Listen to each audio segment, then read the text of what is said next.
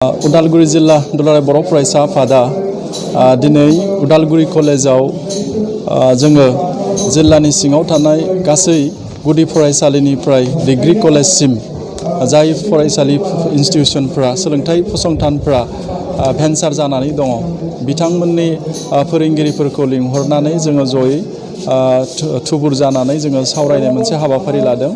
मानो होनब्ला थांनाय जानुवारि दाननि 27 खालार खालि बिटिआर एकर्ड जानाय बे बिटिआर एकर्डनि 6.3 दफानि मथै इमप्लिमेन्ट खालामनांगौनि दहायै जोङो दिनै जिल्लानि सिङाव थानाय गासै भेन्सार अनुस्थानफोरखौ लानानै जोङो सावरायनाय जादों। दा नुबाय जों दिनैसिमबो उदालगुरि जिल्लानि सिङाव जोंनि जिल्लानि सिङाव गोबां सोलोंथाय फसंथानफ्रा भेन्सार जानानै दङ। जेरै गुदि फरायसालिया 174 खान आरो गेजेर फरायसालिया 47 आरो गोजौ फरायसालिया 51 आरो डिग्री कलेजा गंब्रै। दा गासैजों जोङो दिनैनि तारिखाव नुबाय 280 गं गुदि फरायसालिनिफ्राय डिग्री कलेजसिम दिनैसिमबो भेन्सार जानानै दं। दा बे भेन्सार जानानै थानाय फरायसालिफोरखौ दुलाराय बर' फरायसा आफादा गोलाव समनिफ्रायनो आन्दोलन खालामनानै प्रभिन्सियेलाइज जानांगौ होननानै जोङो खावलायबोदोंमोन आसाम सरकारखौ। नाथाय जों दिनै थांनाय जानुवारिनि 27 तारिखाव बिटिआर एकर्डनि गेजेरजों 6.3 जा दफा दं बे दफायाव मोनसे एग्रिमेन्टआव लिरनाय दं जा उइदाउट कन्डिशन लवार प्राइमारिनिफ्राय डिग्री कलेजसिम जायफ्रा भेन्सार जानाय दं बियो प्रभिन्सियेलाइज जानांगौ। दा बेखौनो जोङो दिनै बेखौ लानानै जोङो सावरायदों।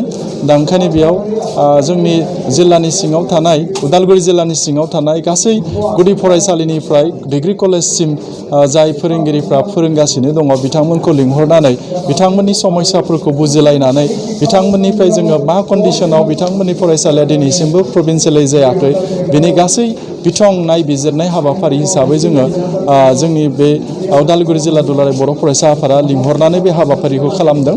दा बेयाव जिल्लानि सिङाव थानाय गुदि फरायसालिनिफ्राय डिग्री कलेजसिम जाय फोरोंगिरि बिथांमोना दिनै रेसपन्स होनानै बे हाबाफारियाव बाहागो लाफैदों बेनिखायनो जों बिराद गोजोननाय मोन्दों, जोबोद खुसि मोन्दों। मानो होनब्ला फैबाय थानाय समाव बिटिआरनि जा 6.3 दफा बियो इमप्लिमेन्ट जायोब्ला जोंनियाव सोलोंथाय होनायनि जा फसंथानफोर बियो आरोबाव आगानसे आवगायनानै जोंनि गेजेराव मोजां मोनसे गुन गोनां सोलोंथायखौ आरोबाव जोंनि ओनसोलाव मोनगोन बेखौ जोङो आसा फारिनो हायो। लोगोसेनो दुलाराय बर' फरायसा आफाद उदालगुरि जिल्ला हिसाबै जों दिनै सोरबां सुबुं बिहुराम बर'नि जा मुंख्लं जानाय रुंसारि जानाय सान बेखौ जोङो गोसोखांनानै बिथांनि सावगारियाव फट'आव जोङो बिबार बावनानै आलारि बाथि फोजोंनानै जोङो 1 मिनिट कन्डलेन्स खालामनानै जों बयबो नुजाथिनाय आलासि आरो बाहागो लागिरि फोरोंगिरिफ्रा बाहागो लाना बिथांखौ गोसोखांनानै जोङो दिनै कन्डलेन्स खालामनाय हाबाफारिखौ जोङो मावफुंदों।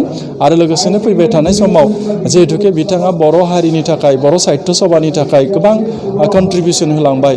दा बे कन्ट्रिबिउसनखौ अरायसम दुलाराय बर' फरायसा आफादा गोसोखांबाय थागोन आरो बिथांनि जा आदर्श बे आदर्शखौ मानिलांबाय थागोन।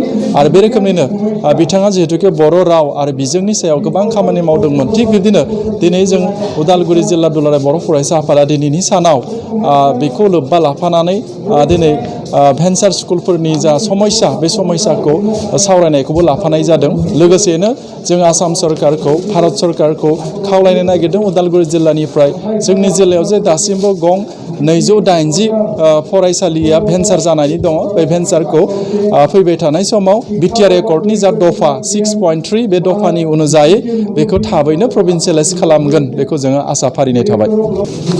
दिनैनि बे भेन्सार स्कुलनि फोरोंगिरिफोरखौ लानानै सावरायनाय हाबाफारियाव जोंनियाव गाहाय आलासि महरै दुलाराय बर' फरायसा आफादनि आफादगिरि मानिनां बिथां दिपेन बर' बिथाङा गाहाय आलासि हिसाबै बाहागो लाफैदों। लोगोसेनो दुलाराय बर' फरायसा आफादनि सोलोंथाय नेहाथारि कास्टम बसुमतारी, लेङाइ सोलोंथाय नेहाथारि अबिद बसुमतारी आरो लोगोसेनो गेलेमु नेहाथारि गनेश बसुमतारी आरो डिपुटि स्पिकार मिस बिबारि बर' बिथांमोना बाहागो लाफैनानै दिनै सावरायनाय हाबाफारिखौ मेहेरगोनां खालामफैदों।